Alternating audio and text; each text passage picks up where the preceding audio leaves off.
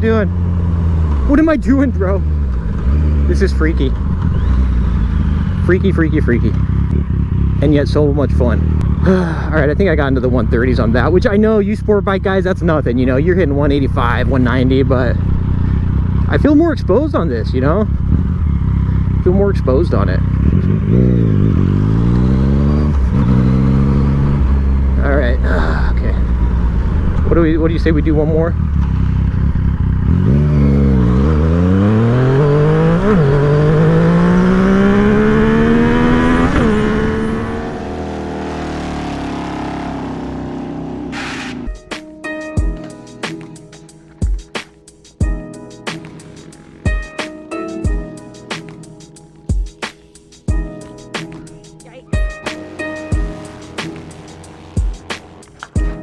Hey, buenos dias, ¿qué pasó, you guys? Welcome back to the channel. Today we're doing our ride review impressions on the Yamaha FC09, aka MT-09, aka Monster of Torque, aka This Bike Will Kill You, aka Death Machine, aka all that stuff, dude. Yeah, gnarly motorcycle. Here we have a 2016. From 2014 to 2017, I believe, it was the FC09 stateside, and then across the pond in Europe and all those places, it was always the MT-09. MT standing for Monster of Torque. They've made some changes over the years. This is one of my favorite, styles still. I even like this more than the new modern style. But this is your naked bike street fighter, crazy motorcycle. It's an inline 3. Triumph Speed Triple is one of the first inline 3 cruisers or sport bikes like this. But this FC09 has just been, it's a really popular motorcycle. But there's a lot of criticism about the bike. We'll talk a little bit about that. Talk about the good, the bad, why you should or shouldn't buy this motorcycle.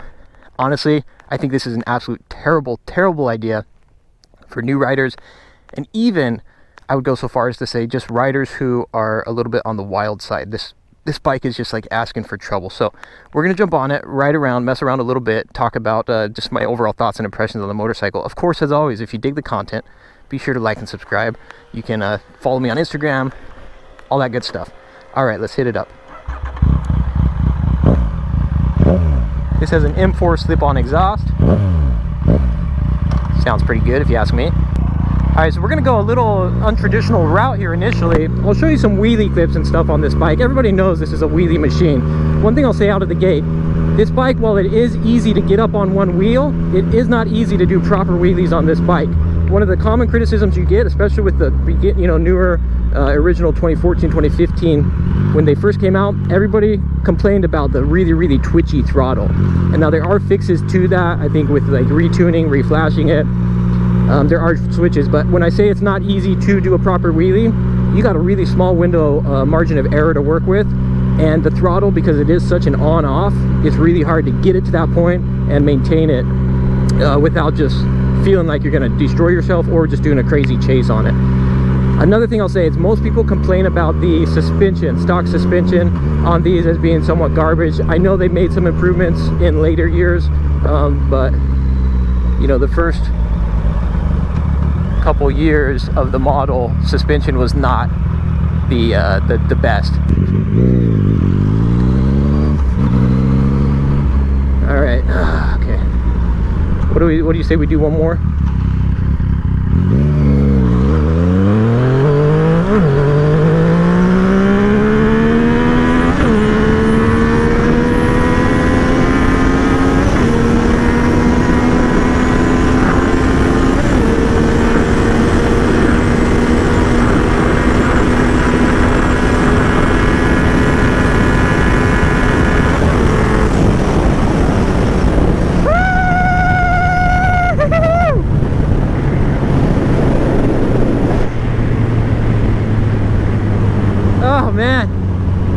That's crazier than I thought, man. I used to always think going fast was just going fast, man. But can you imagine racing around a freaking racetrack going that fast? Jeez. All right, I think we're gonna call it good on that. I don't know, man.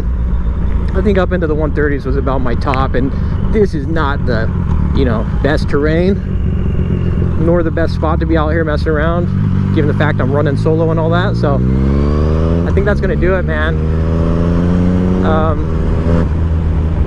This bike in my possession, me plus this bike equals not good, bro. Dangerous combination. I'll just say that much. just asking for trouble. There's a reason I always end up selling my crazy bikes like this, like super sports, but I'm afraid if I keep this around much longer, that I'm actually going to convince myself that it's a good idea and that I can handle it.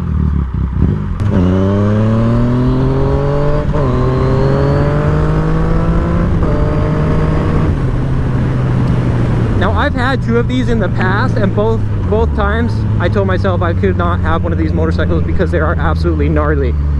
For some reason,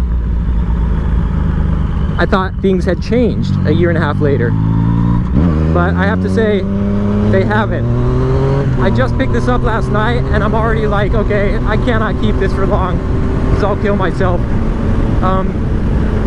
This bike has an inline 3 engine, and what that inline 3 offers is better low-end performance, good mid-range, and then also a little bit better high-end performance. So it's like the best of your V-twin combined with your inline 4. You know, your super sport bikes are super crazy at the high RPMs, but down low not so crazy. And then your V-twins are really crazy down low, but they don't have that high revving power. Again, this is kind of the best of both worlds. And it's a really popular bike. I think one of the reasons it's so popular because it's comfortable. It's got a really solid price point. It's not like over the top expensive. They look really cool, at least in my opinion they do. I think to most people it's a cool, aggressive looking motorcycle. And around town, even at your regular or high, you know, normal speed limit speeds, it's really fun because it's got that torque. You know, you get on it and you can feel it. And so I did another video that may be released at this point, why for a lot of those reasons I think these bikes are kind of killing off the super sports, because most people, they just, you know, you get more out of this bike. So this bike in particular, I've ridden like your Suzuki GSX 750, and that bike to me is basically your super sport engine, maybe detuned a little bit on a more comfortable platform.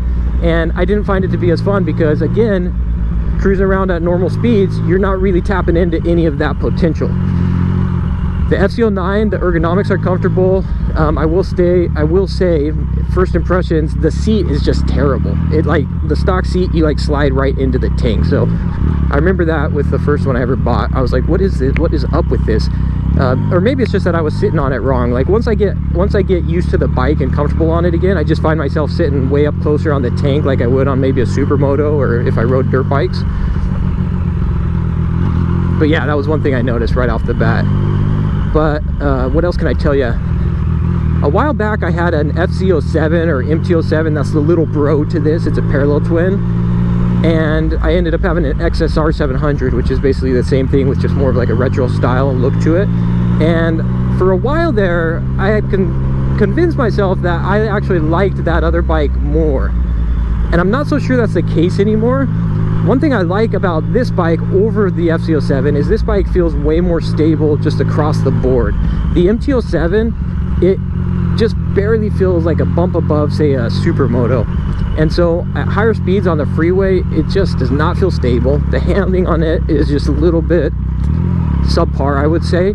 So it's a blast if you're just like, you know, ripping surface streets to and from work, you know, maybe the occasional jaunt on the highway, nothing too gnarly. But for anything legit, like on the freeway, that bike just, it was not comfortable. Again, this is all my opinion, of course. But this bike though is super, super, super solid across the board. However, the problem you have with this bike is it's a freaking beast, man. It's like,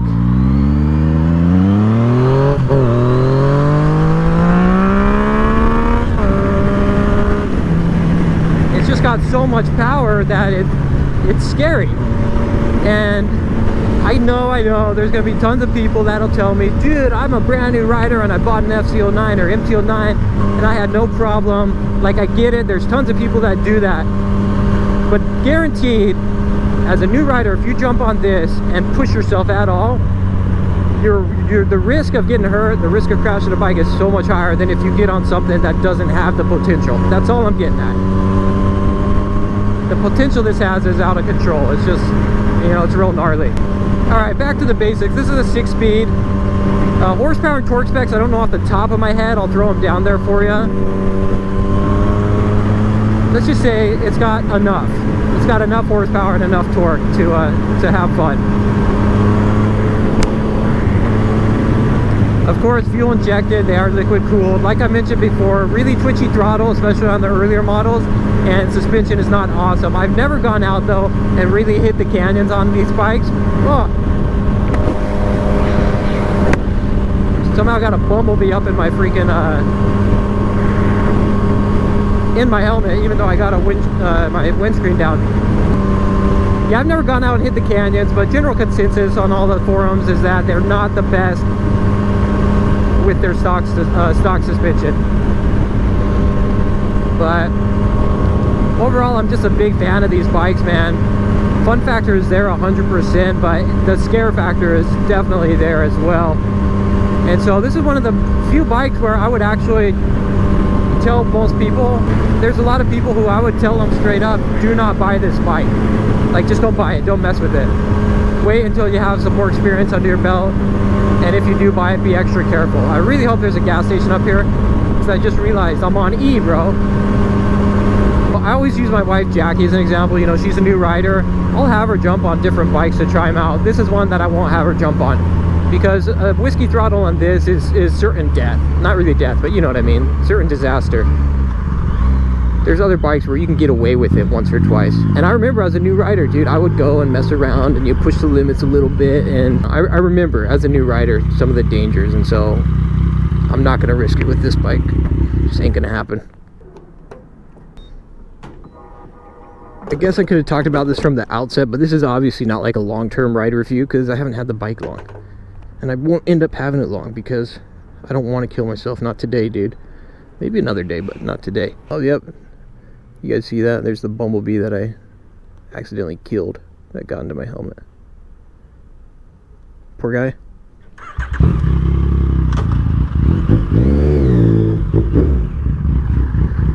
So, the thing I love about this bike is, like I said, it's got the cool look to it, but it really does feel like a comfortable, beefed up, gnarly killer supermoto. I think I wondered how this compares to like your Duke, KTM Super Duke 1290 or whatever. I bet these are similar in the gnarly spectrum.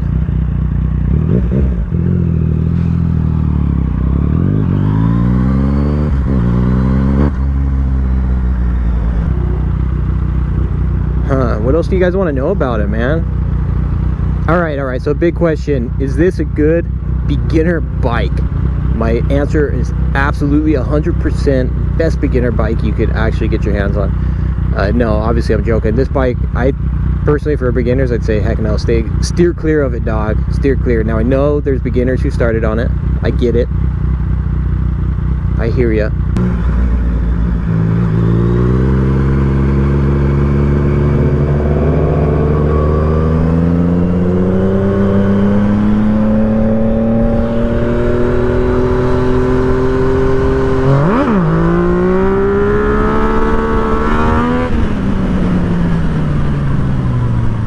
Yeah, I mean, this bike, you can pop it up and power wheelie like nobody's business, and that's cool and all, but it's also dangerous.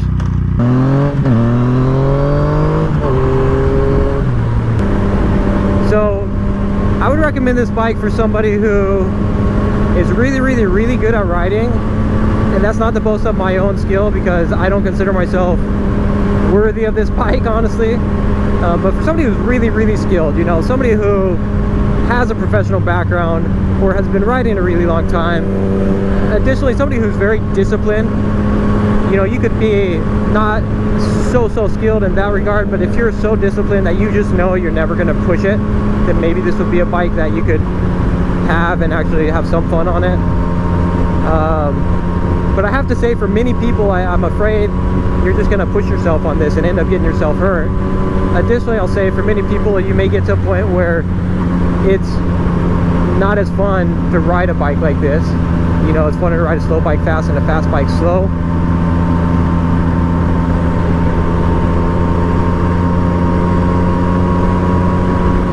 But that's just my opinion. Let me know what you guys think. Would you recommend this as a beginner? I'm afraid if a beginner were to get this, that, you know, a lot of beginners would end up scaring themselves to the point where they just don't want to ride anymore, you know. And that does happen. That does happen, where people just, they buy the bike, they scare the crap out of themselves, they don't want to go out and mess with it, and then they end up selling it and just getting out of riding because of that. And I'd hate for somebody to not fully realize their riding potential just because they did a little too much too soon, you know what I mean?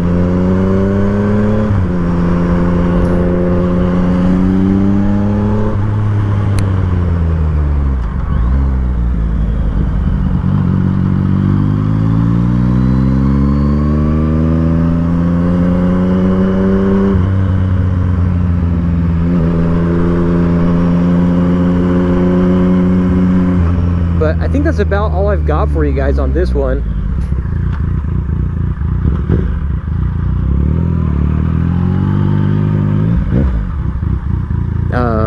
Yeah, I think that's about it on this bike. A ton of fun. These things are really crazy. They are wheelie machines, no doubt about it. So much so that, you know, if you don't know what you're doing, you're just going to wheelie yourself into oblivion. But maybe that's what some people are looking for. But yeah, that's pretty much it. The Yamaha MT-09 FC09. Let me know what you guys think about the bike. You like it, hate it? Would you ride one? Have you ridden one? What has been your experience with it? You know, to whom would you recommend this bike if it were up to you? Let me know below. As always, I appreciate the support. Like, subscribe if you dig it. We'll catch you on the next one. Adios. Nos vemos.